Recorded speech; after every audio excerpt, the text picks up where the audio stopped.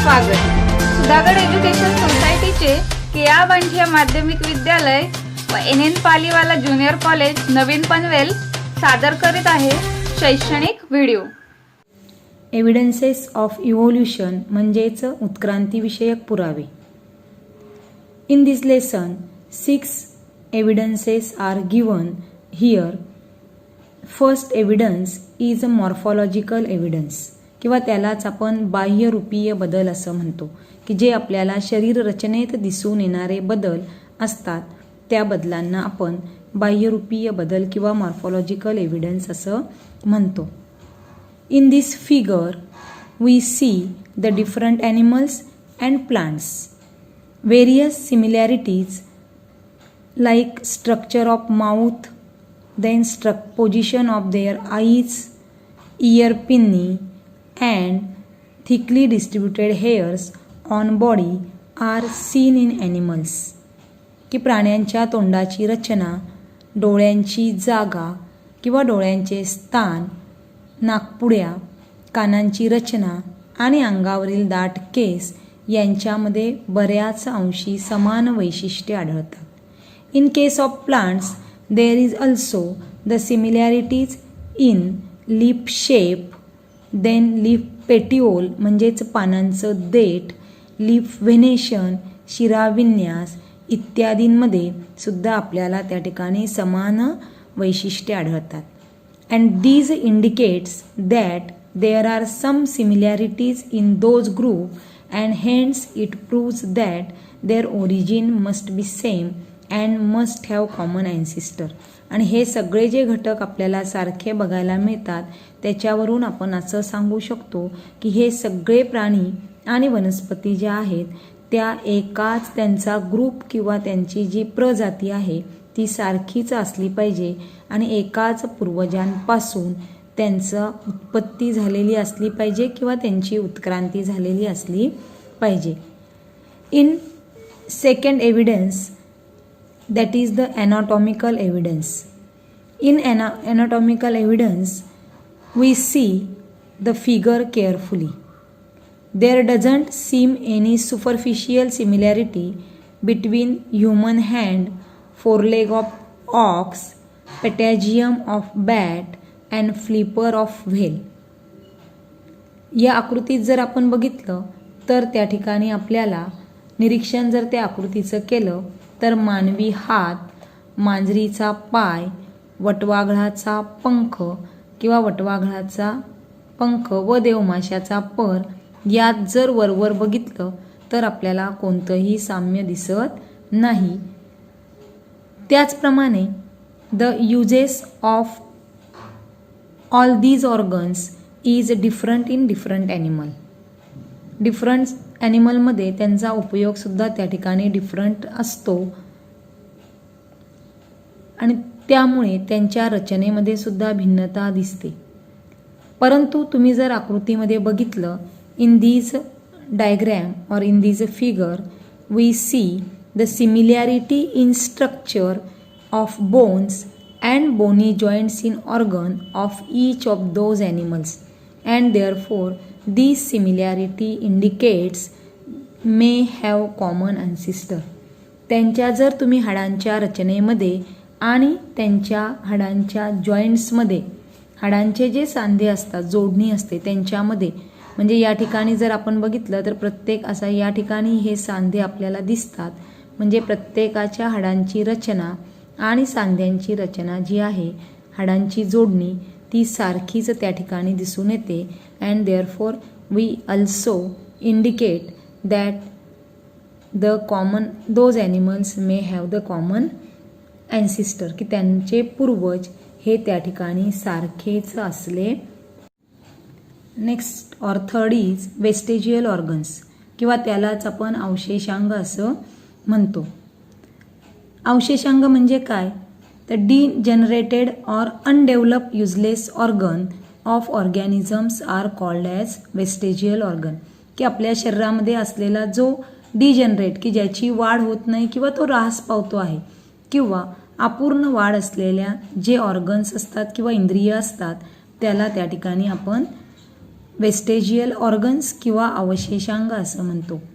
तुम्हाला माहिती आहे की आपण जे ॲपेंडिक्स आपल्याला माहिती आहे, हे जे आहे ॲपेंडिक्स, त्यानंतर जे आपलं टेलबोन किंवा ज्याला आपण माकड हाड म्हणतो ते, आणि जे विजडम अक्कलदाढ ज्याला आपण म्हणतो ती सुद्धा आपल्या शरीरात निरुपयोगी आहे. आणि याशिवाय इयर मसल्स हे सुद्धा त्या ठिकाणी वेस्टेजियल ऑर्गन्समध्ये त्यांचा समावेश होतो. In living organisms sudden development of new tissue or organs for living in changing environment is not possible. की त्या ठिकाणी बदलणाऱ्या किंवा भिन्न पर्यावरणात जगण्यासाठी सजीवामध्ये कोणतेही अचानक बदल किंवा अचानक उती तयार होत नाही किंवा एखादा अवयव लगेच तयार होत नाही. तर त्याच्यासाठी त्या ठिकाणी अस्तित्वात असलेले जे अवयव असतात त्यांच्यामध्येच बदल घडून येत असतो. आपल्या शरीरामध्ये जे उपयोगी आहेत त्यांच्यामध्ये उत्क्रांती किंवा त्यांचं डेव्हलपमेंट त्या ठिकाणी घडते, आणि जे अनडेव्हलप ऑर्गन्स आहेत त्यांच्यामध्ये त्या ठिकाणी ते डेव्हलपमेंट कमी कमी दिसून येते. म्हणजे कोणतीही उती अचानक तयार होत नाही, कोणतंही इंद्रिय तयार होत नाही, तर आहे त्याच्यामध्येच त्या ठिकाणी डेव्हलपमेंट आपल्याला दिसून येते. And however some structure under different situation may become useless or even harmful. आणि असं घडून येत असताना एखाद्या विशिष्ट परिस्थितीमध्ये एखादा जो अवयव असेल तो अवयव एक तर निरुपयोगी ठरतो किंवा हानिकारक ठरतो. आणि हानिकारक किंवा निरुपयोगी ठरल्यानंतर such a structure begins to degenerate under such a situation as per the principle of the natural selection. Natural selection नैसर्गिक निवड जे आहे, मग ज्या अवयवाचा आपल्याला उपयोग होत नाही अशी इंद्रिय किंवा अवयव त्या ठिकाणी हळूहळू नाहीसे होण्याच्या मार्गाला लागतात. आणि हे वेस्टेजियल ऑर्गन त्या ठिकाणी अनडेव्हलप किंवा नाहीसं होण्यासाठी त्याला त्या ठिकाणी बऱ्याच वर्षाचा कालावधी त्या ठिकाणी जावा लागतो. Appendix which is useless to human is useful and fully functional organ in ruminant. जे काही त्या ठिकाणी कच्चं अन्न जे खातात त्या प्राण्यांमध्ये त्या ठिकाणी हे जे अपेंडिक्स आहे किंवा त्यालाच मराठीमध्ये आंत्रपुच्छ म्हणतात, ते रवंथ करणारे जे प्राणी आहेत, म्हणजे आपले गाय, बैल यासारखे जे प्राणी आहेत त्यांच्यामध्ये हे त्या ठिकाणी फुल्ली फंक्शनल ऑर्गन त्या ठिकाणी आहे. परंतु मानवामध्ये त्याचा कोणताही उपयोग होत नाही. Such that muscles of year pinna which are useless in human but useful in monkeys for movement of year pinna.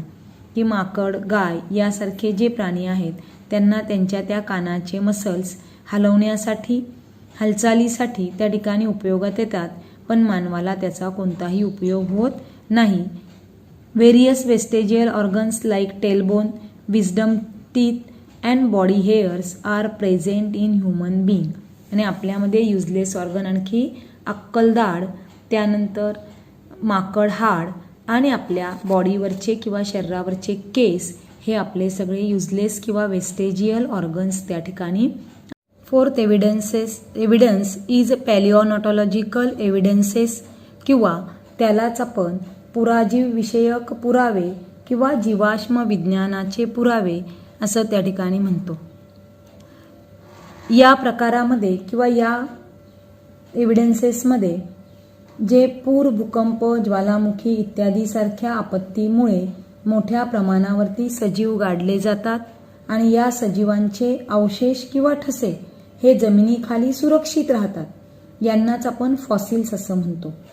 आणि या जीवाश्मांच्या किंवा फॉसिल्सचा अभ्यास हे सुद्धा उत्क्रांतीचा अभ्यास करण्यासाठी एक महत्त्वाचा घटक किंवा महत्त्वाचं त्या ठिकाणी अंग आहे. In these evidences carbon consumption of animals and plants stop after death, and since they only the decaying process of C14 occurs continuously. की प्राणी आणि वनस्पती मृत पावले की त्यांच्या शरीरातील जी कार्बन ग्रहणाची किंवा कार्बन घेण्याची जी प्रक्रिया असते ती प्रक्रिया पूर्णपणे थांबते आणि त्या क्षणापासून ते फक्त C14 किंवा कार्बनच्या कुजण्याची प्रक्रिया किंवा ऱ्हास होण्याची प्रक्रिया त्या ठिकाणी चालू होते. आणि या डेड बॉडीमध्ये plants and animals instead of remaining constant किंवा या प्रक्रियेमध्ये त्या ठिकाणी वनस्पती आणि प्राण्यांमधील जे C14 आणि C12 यांच्यातील जो रेशो असतो तो रेशो त्या ठिकाणी सारखा बदलता असतो. C14 आणि C12 हे त्या ठिकाणी कार्बनची आयसोटोप्स आहेत. त्यापैकी C12 हे नॉन रेडिओ ॲक्टिव्ह किंवा ते किरणोत्सारी नाही. मग आता हे या ठिकाणी प्राण्यांच्या अवशेषाचं कालमापन कशा पद्धतीने केलं जातं तर the time passed since the death of plant and or animals can be calculated by measuring the radioactivity of C14 and ratio of C14 to C12 present in their body. की या ठिकाणी गुणोत्तर काढताना किंवा त्यांचं वयमापन काढताना त्यांच्यातील C14 ची सक्रियता आणि त्याचबरोबर C14 आणि C12 चे गुणोत्तर काढून त्या ठिकाणी त्यांचं वयमापन काढता येतं आणि त्याला कार्बनी वयमापन असं त्या ठिकाणी म्हणतात किंवा कार्बन डेटिंग असं म्हणतात. This method is used in paleontology and anthropology for determining the age of human fossils and manuscripts. आणि या पद्धतीचा किंवा या तंत्राचा वापर मानवी अवशेष किंवा जीवाश्म आणि हस्तलिखित यांचं कालमापन करण्यासाठी केला जातो. खालच्या या दिलेल्या आकृतीमध्ये किंवा फिगरमध्ये त्या ठिकाणी 3 एरा आपल्याला पाहायला मिळतात. Paleozoic era, Mesozoic era and Cenozoic era. Paleozoic era means पुराजीव महाकल्प, मध्यजीव महाकल्प आणि नूतनजीव महाकल्प. म्हणजे जे फॉसिल्स आधी सापडले पूर्वी ते सुरुवात या ठिकाणी इथून त्या ठिकाणी आपल्याला फॉसिल्स सापडण्याचा, कारण पृथ्वीच्या भूगर्भातील लास्ट लेयर त्या ठिकाणी तो म्हणजे सुरुवातीचे जे फॉसिल्स सापडले ते कालमापन त्या पद्धतीने करता येतं. मग सुरुवातीला इकडे इनव्हर्टिब्रेट्स अपृष्ठवंशीय प्राणी, त्यानंतर ॲम्फिबिया पायसेस म्हणजेच उभयचर किंवा मत्स्यवर्गीय, रेप्टाइल्स सरपटणारे, त्यानंतर मॅमल्स आणि एव्ज पक्षी आणि सस्तनी प्राणी. या पद्धतीने त्या ठिकाणी फॉसिलची लेवल त्या ठिकाणी आपल्याला. नेक्स्ट वन कनेक्टिंग लिंक्स म्हणजेच जोडणारा दुवा. आता जोडणारा दुवा म्हणजे काय तर 2 घटकांना एकत्र जोडणारा, म्हणजेच 2 गटातील प्राणी किंवा 2 संघातील प्राण्यांचे गुणधर्म त्या ठिकाणी एका गटातील प्राण्यांमध्ये दिसून येणे म्हणजेच तो प्राणी इतर 2 संघांचा दुवा आहे असं त्या ठिकाणी म्हटलं जातं. Some plants and animals show some morphological characters by which they can be related to 2 different groups, hence they are called as a connecting link. पुस्तकात तुमच्या दिले आहेत उदाहरणं पेरिपॅटस, डकबिल प्लॅटिपस एक्सेट्रा. त्याच्यामध्ये पहिलं उदाहरण किंवा फर्स्ट एक्झाम्पल आहे for example Peripatus. Peripatus is like characters like segmented body, thin cuticle and parapoda like organs are present. Similarly, these animals show tracheal respiration and open circulatory system similar to arthropods. हा पेरिपॅटस जर तुम्ही बघितला तर याच्यामध्ये आपल्याला त्या ठिकाणी खंडीभूत प्राणी जे असतात किंवा ॲनिलिडा संघातील प्राणी जे आहेत त्या ॲनिलिडा संघातील प्राण्यांसारखं त्यांच्या शरीरावरती थीन क्युटिकल किंवा पातळ असं आवरण त्या ठिकाणी असतं. बॉडी सेगमेंटेड किंवा बॉडीचे त्या ठिकाणी खंड पडलेले आपल्याला दिसतात. जसं आपण गांडूळ बघतो अर्थवर्म, त्या अर्थवर्मच्या बॉडीवर जसे आपल्याला सेगमेंट दिसतात त्याप्रमाणे सेगमेंट या पेरिपॅटसमध्ये पातळ असं उपचर्म किंवा वरचं आवरण पातळ आणि पॅरापोडिया लाईक ऑर्गन्स जे बारीक बारीक त्या ठिकाणी छोटे छोटे असणारे जे पार्श्वपाद ज्याला आपण म्हणतो तसे अवयव त्या ठिकाणी दिसून येतात.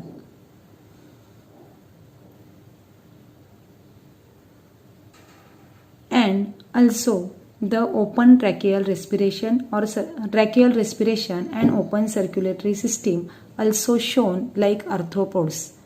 संधिपाद प्राणी जे असतात म्हणजेच फुलपाखरू ज्याला आपण म्हणतो त्या संघातील जे प्राणी किंवा झुरळ, कॉकरोच यासारखे एक्झाम्पल्स जे आहेत या संघातील प्राणी त्यांचे काही गुणधर्म या पेरिपॅटसमध्ये दिसतात. ट्रॅकियल रेस्पिरेशन आणि त्याचबरोबर ओपन सर्क्युलेटरी सिस्टीम किंवा रक्ताभिसरण संस्था हे आर्थ्रोपोड्स प्राण्यांप्रमाणे दिसतं.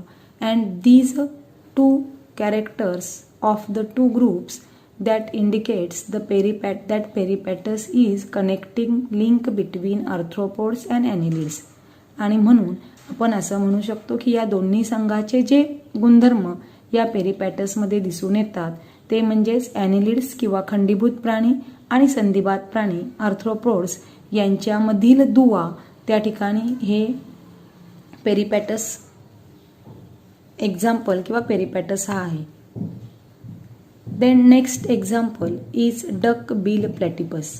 Duck-bill platypus lays egg like reptiles. जसे सरपटणारे प्राणी अंडी देतात त्याप्रमाणे सरपटणाऱ्या प्राण्यांच्या अंडी देणे हा गुणधर्म प्लॅटिपसमध्ये त्या ठिकाणी असतो.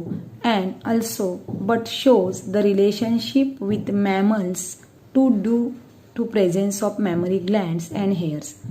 आणि मॅमल्ससारखे दुसरे लक्षण जे या प्राण्यामध्ये दिसतात ते म्हणजे मॅमरी ग्लँड किंवा दुग्ध श्रवणाऱ्या ग्रंथी आणि हेअर्स असतात.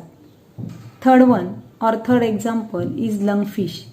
Lungfish performs the respiration with lungs irrespective of being fish.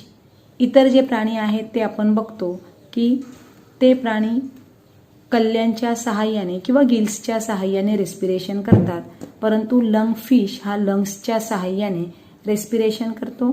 And these characters indicate that the mammals are evolve from the reptiles and amphibians from fishes. की मॅमल्स हा जो आहे किंवा मानव सस्तन प्राणी जो आहे तो सस्तन प्राणी त्या ठिकाणी रेप्टाईल्स किंवा सरपटणारे प्राणी आणि उभयचर प्राणी यांच्यापासून त्या ठिकाणी त्याची उत्पत्ती किंवा उत्क्रांती घडून आलेली आहे. संधिपाद प्राणी जे असतात म्हणजेच फुलपाखरू ज्याला आपण म्हणतो त्या संघातील जे प्राणी किंवा झुरळ, कॉकरोच यासारखे एक्झाम्पल्स जे आहेत या संघातील प्राणी त्यांचे काही गुणधर्म या पेरिपॅटसमध्ये दिसतात. ट्रॅकियल रेस्पिरेशन आणि त्याचबरोबर ओपन सर्क्युलेटरी सिस्टीम किंवा रक्ताभिसरण संस्था हे आर्थ्रोपोड्स प्राण्यांप्रमाणे दिसतं. And these two characters of the two groups that indicates that peripatus is connecting link between arthropods and annelids. आणि म्हणून आपण असं म्हणू शकतो की या दोन्ही संघाचे जे गुणधर्म या पेरिपॅटसमध्ये दिसून येतात ते म्हणजेच ॲनिलिड्स किंवा खंडीभूत प्राणी आणि संधिपाद प्राणी आर्थ्रोपोड्स यांच्यामधील दुवा त्या ठिकाणी हे पेरिपॅटस एक्झाम्पल किंवा पेरिपॅटस हा आहे. Then next example is duck-bill platypus. Duck-bill platypus lays egg like reptiles. जसे सरपटणारे प्राणी अंडी देतात त्याप्रमाणे सरपटणाऱ्या प्राण्यांच्या अंडी देणे हा गुणधर्म प्लॅटिपसमध्ये त्या ठिकाणी असतो. And also but shows the relationship with mammals to presence of mammary glands and hairs. आणि मॅमल्ससारखे दुसरे लक्षण जे या प्राण्यामध्ये दिसतात ते म्हणजे मॅमरी ग्लँड किंवा दुग्ध श्रवणाऱ्या ग्रंथी आणि हेअर्स असतात. Third example is lungfish. Lungfish performs the respiration with lungs irrespective of being fish. इतर जे प्राणी आहेत ते आपण बघतो की ते प्राणी कल्ल्यांच्या सहाय्याने किंवा गिल्सच्या सहाय्याने रेस्पिरेशन करतात, परंतु लंगफिश हा लंग्सच्या सहाय्याने रेस्पिरेशन करतो. and these characters indicate that the mammals are evolved from the reptiles and amphibians from fishes. की मॅमल्स हा जो आहे किंवा मानव सस्तन प्राणी जो आहे तो सस्तन प्राणी त्या ठिकाणी रेप्टाइल्स किंवा सरपटणारे प्राणी आणि उभयचर प्राणी यांच्यापासून त्या ठिकाणी त्याची उत्पत्ती किंवा उत्क्रांती घडून आलेली आहे. And last evidence is embryological evidence. In this figure you show the different embryonic development of different animals, different stages of embryonic development. For example, here you give the different animals, that is fish, salamander, tortoise, chicken, pig, cow, rabbit and man, and the different embryonic development shown in this figure. या ठिकाणी आपण पाहू शकतो वेगवेगळ्या प्राण्यांची त्या ठिकाणी embryonic development किंवा गर्भावस्था गर्भातील त्या ठिकाणी जी वाढ आहे ती वाढ त्या ठिकाणी दाखवलेली आहे. आपण जर बघितलं स्टेज 3 आपल्याला दाखवल्यात. First stage, second stage and third stage. First स्टेजमध्ये जर आपण बघितलं तर आपल्याला कुठल्या प्राण्याचा एम्ब्रिओ फर्स्ट आणि सेकंड स्टेजमध्ये त्या ठिकाणी ओळखायला येत नाही किंवा सर्व जे कॅरेक्टर्स किंवा आपल्याला जे दिसतं आहे डोळ्याने ते सर्व प्राण्यांच्या एम्ब्रियॉनिक डेव्हलपमेंट जी फर्स्ट स्टेजमध्ये आहे ती सारखीच आहे. सेकंड स्टेजमध्ये स्लाइट डिफरन्स त्या ठिकाणी थोडा दिसतो आणि नंतर थर्ड स्टेजमध्ये त्या ठिकाणी बऱ्याच प्रमाणामध्ये त्यांच्यामध्ये बदल घडून येतो किंवा विकास दिसून येतो. म्हणजेच पृष्ठवंशीय प्राणी जे असतात त्यांच्या भ्रूणवाढीच्या किंवा गर्भाच्या वाढीच्या वेगवेगळ्या टप्प्यांचा तुलनात्मक जर आपण अभ्यास केला तर त्या ठिकाणी आपल्याला दिसतं की इनिशियल स्टेजेस आर सिमिलर और extreme similarity in initial stages, but those similarities decrease gradually and similarities in initial stages indicate the common origin of these animal. आणि प्रारंभिक अवस्थेमध्ये जे आपल्याला साम्य त्या ठिकाणी दिसून येतं ते साम्य हेच दर्शवितं की सर्व प्राण्यांचे पूर्वज हे एकच असले पाहिजे. आपले हक्काचे मराठी चॅनल रायगड ओवी न्यूज चॅनल सदैव आपल्यासोबत. रायगड ओवी न्यूज चॅनल नेहमी पाहत रहा, लाईक करा, सबस्क्राईब करा आणि बेल आयकॉनवर क्लिक करायला विसरू नका.